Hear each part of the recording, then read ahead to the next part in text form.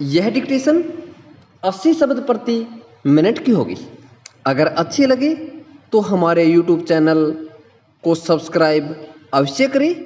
Ready start. सभाध्यक्ष जी, बिजली वितरण संस्थान के महाप्रबंधक ने अन्य राज्यों के तुलनात्मक आंकड़े देकर दिल्ली में बिजली की दर कम होने की चर्चा करते हुए वर्तमान बिजली शुल्क में सुधार की सिफारिश की है।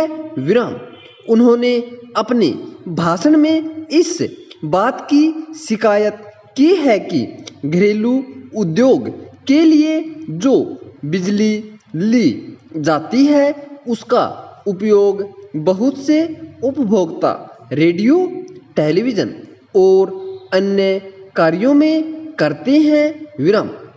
उनकी यह शिकायत किसी सीमा तक सही है। बहुत से स्थानों पर ऐसा अवश्य होता होगा। यदि एक पैसा शुल्क बढ़ाने की मांग का समर्थन भी नागरिक करें तो कम से कम जो गर्मियों के दिनों में बिजली आँख मिचौनी का खेल खेलती है उसे बंद करने का भी तो प्रबंध होना चाहिए। नागरिक केवल अफसरों की सुख सुविधा के लिए शुल्क बढ़ाकर दें, यह कोई उचित बात नहीं लगती। यही हालत पानी के मामले की है। अनेक बस्तियों में अभी तक पानी नहीं है। ऐसी हालत में लोगों पर जल में वर्तमान शुल्क वृद्धि उचित नहीं लगती। जल योजनाओं का उपयोग जनसाधारण के लिए किए जाने की दिशा में प्रयत्न किया जाना चाहिए।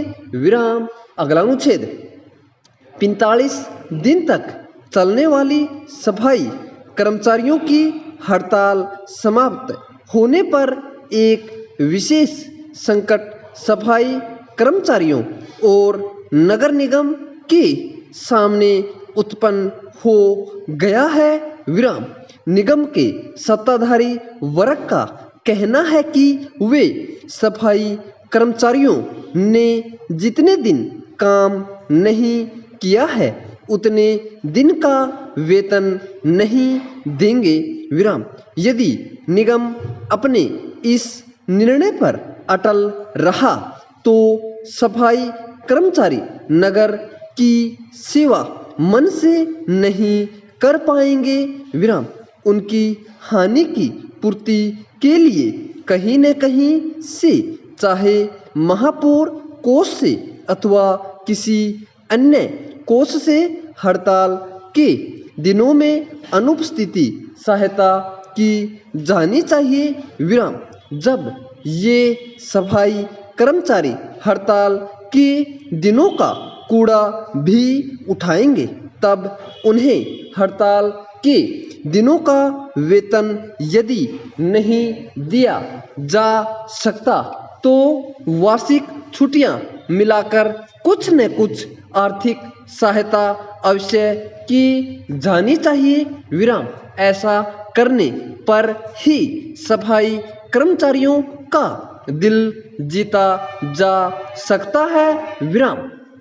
इसके साथ ही साथ यह भी जरूरी है कि सरकार ऐसे कदम उठाए जिससे फिर ऐसी स्थिति न उत्पन्न हो जिससे सफाई कर्मचारियों को फिर हड़ताल करने पर मजबूर होना पड़े।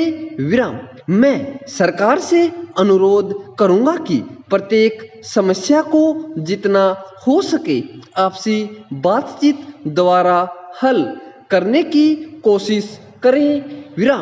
इसके लिए यह जरूरी है कि अपने कर्मचारियों की प्रत्येक समस्या पर सहानुभूतिपूर्वक विचार करें और अगर उनकी मांगे न्यायोचित हैं तो उन्हें स्वीकार करने में विलंब न हो विराम। ऐसा करने पर कोई भी हड़ताल का रास्ता नहीं अपनाएगा पूर्ण विराम।